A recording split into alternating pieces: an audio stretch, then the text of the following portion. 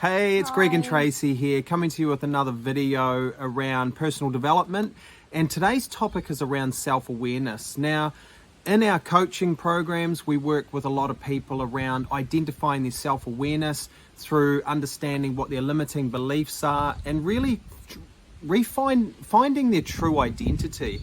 Too many people are caught up in the world by trying to be something that they expect other people to perceive them as instead of being their true self, and it causes a lot of conflict and a lot of stress and a lot of self-worth issues and self-image issues. Now, this happens with adults and with children, and to be honest, when it happens with adults, it's usually their inner child that's coming out that is kind of maybe scared or not knowing exactly who they are. So we're just going to talk about our children have just gone back to school, and our 11-year-old daughter is reforming those friendships, and self-awareness has become a really huge topic in the last couple of weeks with us talking with our daughter. Well, you actually said there was behaviours that weren't serving her, and Greg actually said she's not being self-aware and she doesn't even realise, and I had to remind him she is 11 and it's not, it's not natural for them to be self-aware. So we had to help her to bring awareness to it.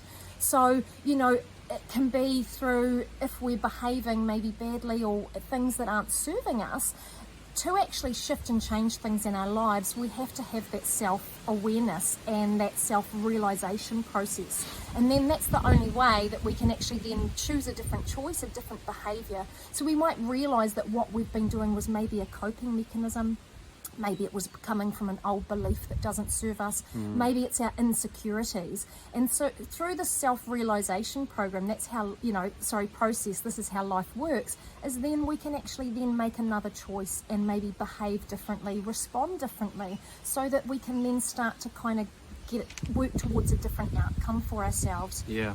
So one of the biggest keys to self-awareness is when you're continually coming up against frustrations or restrictions, or you're having pain or resistance, the key is to just slow down. The key is to almost stop and take a massive step back. And this is what we've been talking about with our daughter, but it's not just children. Adults are just as bad. We feel like we have to control things, and we push harder, and we strive to find the solution or to change a situation. And sometimes we can just dig that hole a little bit deeper and end up in an even worse place. So the key is to slow down, gather yourself, have some self-time, and maybe journal or take some notes about what's going on and why is this happening, and where's it coming from. This could be childhood programming. This could be having a failed ex-relationship. It could be from a number of things.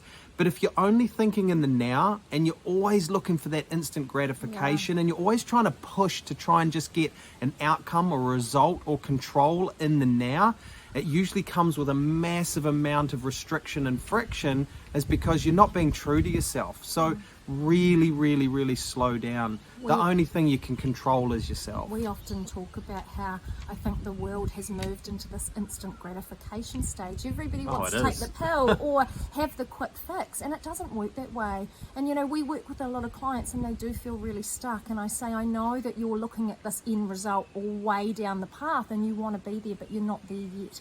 And so coming back, that self-realization, self-reflection process allows us to do, okay, there'll always be one little choice or one little thing we could do differently, and it moves us in that direction to then, it's a process and it's all a journey, to then resolve things or behave differently, or our life is shaped through all those little daily choices. It's not in the big things, it's changing our behavior, our habits, our routines, our whatever it is, to just have a slightly different outcome, and that moves us forward. But it's all about, number one, that self-realization process. You're actually 50% of the way there. And I know that process can feel hard because it makes us look at our life and maybe examine the things or where we're falling short or the things that we don't like. But that is the first step to actually take that power to make change for ourselves. And we naturally want to avoid the pain and the friction and the restrictions, but it's actually giving us the biggest messages.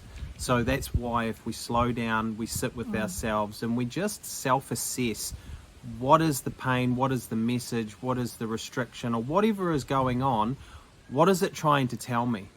And what is the truth, what is the real story, and what could I do right now to have a slight shift or a slight difference or one step closer to the outcome that I really want? So that's what we wanted to talk about today. So we'd love for you to share some comments around what you do for your own kind of self-realization and personal time, so that you can really just assess every area of your life and kind of choose your own destiny. It's in the small things that Tracy said. It's not in the big things. But thanks for tuning in. We look forward to your comments and your engagement, and we look forward to sharing more videos in the coming days and weeks. Cheers. Bye.